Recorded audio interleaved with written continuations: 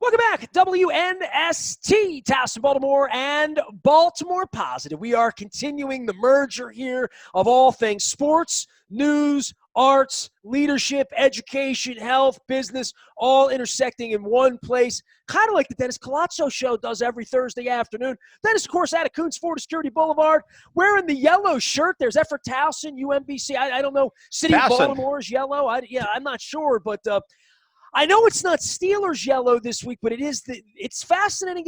It's really football, right? Like we're here, we're going to be gambling on it, getting Rofo chicken for the basement, listening to you on Thursday, talking on Sunday. I'm going to Houston next week, and we're the best team, right? So, and I think that is going to be the weight of expectation that begins no matter what happens on Thursday, Sunday at 1 o'clock. We're supposed to win and probably win big over the Cleveland Browns, who were supposed to win the Super Bowl last year, right? Yep, that's every year. And their fan base, the Browns fan base, it's always optimistic this time of the year. And you can't really blame them because they're irrelevant by mid-season for sure. But this yellow shirt says for my Towson Tigers, best 9 years of my life, Nestor. I had a great time in college, and they just nicknamed me Student, right? That's what I was known as. But, just really excited about the opener with the Ravens. And let's see what this football without fans looks like, right? We've seen the other major sports kick their seasons off without football fans, but this is going to be a bit strange. Really curious to see what that product's going to look like. And, of course, the outcome on the field between the Ravens and the Browns. This is the tone-setter game for both teams, right? The Browns have a chance to beat the Ravens for the second time in the 2 years on their home turf. And a lot of chirping, and they're going to try to run the ball against us with the two running backs, Chubb and Hunt. So that's the whole game. Can the Ravens stop the run? Can he stop this team from attacking their edges? So that's what I'll be paying attention to. He is Dennis Koulatsos. He will be here on Thursday, driving you home from 4 to 6. Of course, every Sunday morning, the former Sunday Sports voice, now live on Thursday afternoons from the WNST studios in Towson. And in preparation for all of this and the season, I guess the mental part of this has been like, all right, I got an email on Tuesday morning that said WNST only has one seat. So obviously Luke's going to go this week. I'm going to go to Houston next week. I thought I was going this week. So I have found out now that I'm not going to the game. And I'll be watching on TV, right? And part of this has been the sound on TV and what inspires the passion of making it feel like Stanley Cup playoff hockey or NBA playoff basketball, or even just regular season Major League Baseball games where every game counts 2.7 times, right, against the outcome. And in a normal season where they're going to have 8 playoff teams now. I mean, the Orioles are 2 games under 500 at the beginning of the week. They're in the hunt, right? So that's what they're doing to try to spice it up. 7-inning games, these goofy, we start with somebody on second base, like the stupid college football rules, right? For football, and I don't know where my level of expectation lowered or raised or what I'm expecting on Thursday night, what I'm expecting now on Sunday on television, what I'm expecting sitting on the roof in Houston next week after flying to Texas, right, to sit and watch this game with a mask on in an indoor stadium, right? I'm trying to boil that down to saying, all right, it's all about the football, right? It's all about what happens at 1 o'clock. It's all about the game itself and watching it and experiencing it. But so much of that game is about the noise and third down and all of that passion and that energy that's really left me a little less than fulfilled. Like going to a meal and thinking I'm getting one thing and I'm getting something else. And I do have my expectations lowered. I don't expect it to be a whole lot of fun going to Houston next week. I don't expect it to compare to the other times where I've walked through the parking lot and eaten the barbecue and had good times down there. And obviously for the game this week, I would think the Koulatsos family experience will be a lot like a road game, right? Like every week will be a road game. Wherever you've experienced most road games, if you don't go on the road, as I've been doing for 25 years, whatever that is, it'll just be every week will be a road game on TV. And if they make the TV product good and the sport's already good, Lamar's already good, we stay healthy, for the most part, if you're home at 1 o'clock listening to the announcers, minus cheerleaders or whatever else you expect from the fan experience, You can get a bucket of Rofo chicken. You can grab some crab cake. Whatever you do on a game day, drink your beer, have your family experience that in the man cave. You gamble on the games. You play fantasy. All of that. Watch the red zone. All of that might, I don't know, it might satiate us. I might come back next Monday, Dan, and say, well, that was more normal than I thought, right? Maybe, right? Well, I guess we all have to prepare ourselves for 2021, 22 weeks of football in front of a TV set, and you never know what's going to happen later on in the year. Maybe the vaccine comes out, it's effective, and they can protect all of us and start easing us back into the stadiums. But for now, my biggest concern are the players, their safety, how they can manage the COVID-19 within their own confines of their compounds, right? So as long as the product is good, as you mentioned, we'll tune in. And that canned noise, the 70 decibels now that's been set, mandated by the NFL, we'll see what that sounds like, what that looks like, what that feels like. And you'll be able to give us feedback, particularly you and Luke, as you gentlemen attend these games, just to give us to me, it's like having a soundtrack, a laugh track on a comedy show, right? That canned laughter here in the background. This is going to be canned noise, and we've seen the canned noise and what it sounds like in these other professional sports. But we'll tune in and we'll cheer on our team. Well, we've also seen mic'd up, right? Like in the middle of all of this stuff where things happen, you hear things. Certainly on the baseball side, we heard a lot of things. We hear dugout chatter and all that stuff. I am fascinated to hear what we're going to be able to hear from the field. We are chatting with Dennis Koulatsos. He'll be here on Thursday from 4 until 6. It is the Dennis Koulatsos Show. Actually, 3 to 5. Did I say 4 to 6? Did I screw that 4 up to 6, before? 3 to 5. Look, you know what? It's all good. Our listeners know I used to what be we're on the air. My original hours were 5 to 7. Then they were 4 to 6. Then they were 3 to 6. Then they were 3 to 7. Then they were 2 to 6. So it moved all over the place. You're still 3 to 5, though, right? 3 to 5, yes, sir. All right. Absolutely. All right. And then Sunday mornings, of course. And D. Koulatsos Show out on Twitter. I think the noise and the chatter and the dugouts and the Brandon Hydes we've been hearing, I'm interested to hear how chattery it will sound from F-bombs and get off me and the things that sometimes show up on the referee's mic, when they turn their mic on and you hear that sort of stuff, that all of that, there's not going to be any way to edit that if they're going to have mics down on the field. Yeah, you're right about that. I guess they have a delay on the feed, and maybe somebody has a big red button, so when you get a really bad moment, they can edit it out. But, yeah, I'm looking forward to it. You're talking probably close to 100-some people on each sideline, I would think, and the banter going back and forth and the camaraderie and the players really getting into it and jawing at each other. And as you mentioned, with the referees, it could add a whole brand new element to what we've been watching. It may even be better. It may be more enjoyable since the NFL is a made-for-TV product. So we don't know what we have. It's unlike any other sport out there. It's still, America's game, right? It's America's favorite sport. So we can't wait to see what the final product looks like. And yourself and Luke, you'll be able to tell us what it looks like from Houston, from M&T Bank Stadium, and give us a feel for what it's like to be at that stadium.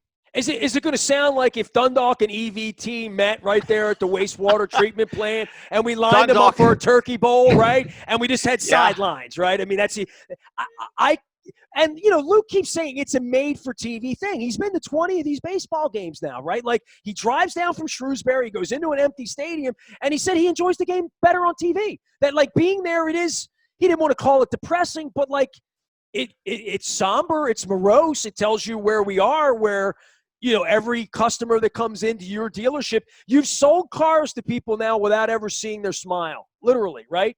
And that is not something we want to get used to in any way, but this is going to be something to play through this. I think it's going to sound like the Lock Raven football games did down the hill when I used to broadcast with the window open up on Hart Road where you broadcast on Thursday, that if you open the window there, not only do you hear the birds and the owls and the deer and chipmunks and the squirrels and all that, you hear what football games sound like on a high school level where there just are players and friends and family for the most part, right? Yeah, the funny thing is with us, we played Kenwood, and that's what I'll flash back to. And we were so close to Kenwood High School, we would walk to their field and vice versa, right? So that's how close these schools were, and it was a lot of fun. It's a hell of a march down Mace Avenue around the corner on the Stemmers Run. It was. we used to cut through the woods, both squads did, but it was a lot of fun. Of course, we all came from the same neighborhoods, Essex, Dundalk, that area. So it was a lot of fun. It was like the Hatfield and McCoys, and we had friends and family in the stands, and it was a good time because, once the whistle blew, all you focused was on the field and trying to knock out your buddy across the line of scrimmage from you. It's funny you'd say that because I've had a lot of conversations politically with Don Moeller lately, and I met Don Moeller at Dundalk High as he was my high school guidance counselor in 1982, and now we've created this brand together, and I'm launching this whole thing, and he thought he was done with county government, now here we go. But, I do hearken back to the experience of what that sounded like and sports and the sports with no fans, right? Like there were, and I guess more than that, the whole notion that, on a Sunday now, everyone's thing's going to change this time around and how we're all going to experience it the exact same way, right? Other than Luke being at the stadium, I'm going to be watching the game on TV like everyone. I'm wondering what the NFL has up its sleeve to try to present this from a made-for-TV experience, right? How they will present this because they've learned from watching hockey and basketball and baseball. And I'm sure they're watching and saying, that's a good idea. That's a bad idea. This is a maybe idea. What they can do with cameras to not show you people behind them. But I love what Mo's Strong. You've seen the Mo Strong, you buy a section of Mo's in section 146. I don't know who's going to be up my seat in section 513, but I wish them well. The presentation of the way they did the draft, they got high marks. Having watched every other sport, they get to go last. Literally, they get to go last. I'm not expecting them to resurrect Howard Cosell, but I am expecting something about watching it on TV now, and this might be to the detriment. And you and I have had conversations with Dick Cass about this in the past, that their biggest fear is that you'll love it so much in your basement this week you might never want to go back, right? Yeah, that's a great point. And the other part of it is we're used to seeing some preseason games. There's an appetizer element to the NFL. For the first time, we're not going to see that appetizer. It's ready, set, go, just like the college football season, Nestor. So I think that in and of itself, it's weird. Now, the players have been practicing. They've had intra-squad games, etc. But this is all brand new for us fans. It's fascinating, just a fascinating thing to see. Here's Dennis Koulatsos. He is the Koulatsos Show. You can follow him out on Twitter. He's very active in social media, certainly more active as we get injuries and get up on game day. Excitement for the season, and I guess tempered by the fact the Browns are coming in this week. And, of course, they were the Super Bowl favorites last year. Just ask them, right?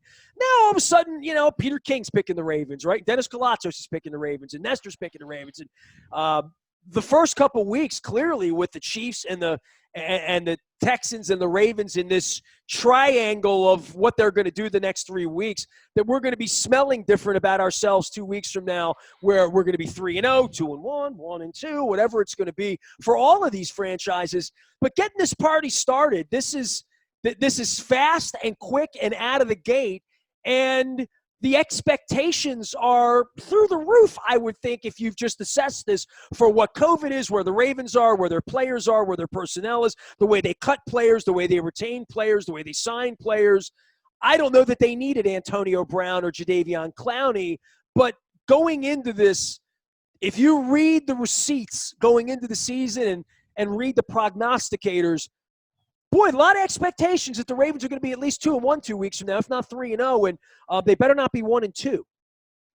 Well, they better not be 1-2. They better not be 0-3. There's certainly that opportunity for them to start that way. The outside linebacker position, to me, it's still a big question mark. Do they have anyone that can really set the edge? Do they have anyone that can really stop these teams from running off tackle on them? I've seen some prognosticators predict that the Pittsburgh Steelers are going to win the division. I've seen the Ravens finishing 8-8 in some publications. So everybody's all over the board with this Ravens team. Never mind the fact that they still haven't won a playoff game with Lamar Jackson under center. So they do have a lot of things to play for. They have a lot of things to prove. And again, this is a very critical game. That first game of the season, traditionally under John Harbaugh, they've always won that opener. And this should be no different. But that first game is going to tell us an awful lot about how the season is going to go. Baker Mayfield. I wonder if Stefanski, I say to you, you haven't seen a lot of your customers' smiles. I bet he hasn't seen some of his players, right? And That just has to matter this week then, right? Like I keep saying to Luke, well, if they're really going to play a football game this week, it's going to look like a preseason game, right? Like it is. It's going to look like 4 quarters of starters playing preseason. It's going to be whistles. There's going to be miscommunications. And that really plays into the favor of the Ravens from a stability standpoint. I mean, all things considered, it's almost like Coons Ford versus the competition. I mean, the Ravens should slaughter him this week. I mean, I'm not being crazy. I just think knowing how chaotic this has been for my company, your family, my family, your customers, everybody, how chaotic it's been, this can't mean good things for the Cleveland Browns and bad things for the Ravens on a scoreboard Sunday. I can't believe that. Well, the Browns have good players. Every NFL team has good players, but their offensive line, they have a new right tackle in Jack Conklin. Of course, he's a veteran player, but they have a rookie left tackle. He's talented, Tristan Wirfs, but I like our offensive line. Yes, no Joe Thomas, not yet. He may end up being a Joe Thomas clone, but he's going to get baptism by fire against this Ravens defensive line. They're going to get after him early and often. And if the Browns can't run the ball, they're going to be in trouble. They're going to get in a deep hole early. And I'm sure that's what the Ravens are hoping for. But you have to like the continuity of everything that the Ravens have from special teams and their special team squad and the coaches coming back. The coordinators are both back. They have a lot of things going for them, and barring health, they should be in the conversation at the end of the season. I've got them winning 12 to 13 games. I think that's where they should end up if they stay healthy. Well, certainly for the Cleveland Browns this week, we're going to be talking to Michael Regai. We're going to be going out to Cleveland this week, checking in with a bunch of the regulars. Darryl Ryder, Munch Bishop, all my Cleveland Mafia not coming in for the game. So I have to send them some crab cakes out there and make nice with them. Tell us what's going on at Coons Ford Security Boulevard. I know you've been out there working hard. We had Labor Day through this, kids in school, maybe in some places and other places, but certainly for where we are in the dealership. I mean, it's been 6 months. It's been difficult for everybody, but I know you guys have been hanging in out there. Yeah, we've had a very good year. Business is very, very good. We had a tremendous Labor Day weekend. The sale extends throughout the entire month of September, and the incentives are in place. Still? 0% for 72 months, which is unbelievable. You're talking to savings of thousands of dollars. It increases everybody's buying power, and inventory's trickling in, so our shelves are still fully stocked, and everyone's taking advantage of it. The great advertising that we have through WNST and our repeat and referral business is just through the roof. Customers are flying in from all over the country, Nestor. We're selling cars in California and Florida and New York and Ohio. You name it, they're coming in. So it's a lot of fun, and nothing like doing repeat and referral business. Nothing like word of mouth. Dennis Koulatsos. He is the Koulatsos Show. You can find him out on Twitter and social media. You can find him in our WNST studios each and every Thursday. I'll get the time right, 3 to 5. I keep saying 4 to 6. You got to correct me when I do that because I'm never going to make that mistake again. 3 to 5. That's it. And, of course, on Sunday mornings, the former Sunday Sports Voice. I am Nestor. Nasty at WNST.net finds me. We're merging the brands because of partnerships like the ones we have with Coons Ford to bring this whole thing together. You're going to love the new website. Dennis, you're going to love the WNST Classic part of what I've put together on the website in taking about 35 years of conversations. Where else in the world can you get a John Bon Jovi conversation, a conversation with the governor, a conversation with the mayor, a conversation with council people, a conversation, like all in one place, conversation with the coach of the football team, all in the same place at the same time. So we Baltimore positive. So I'm crossing the streams here, Den. All right, Nestor. Keep doing great things. Appreciate the time. Thank you. Launching this week. Dennis is here on Thursday. He's here on Sunday. I'm here all the time. We are WNST.net, AM 1570, Towson, Baltimore, and Baltimore positive.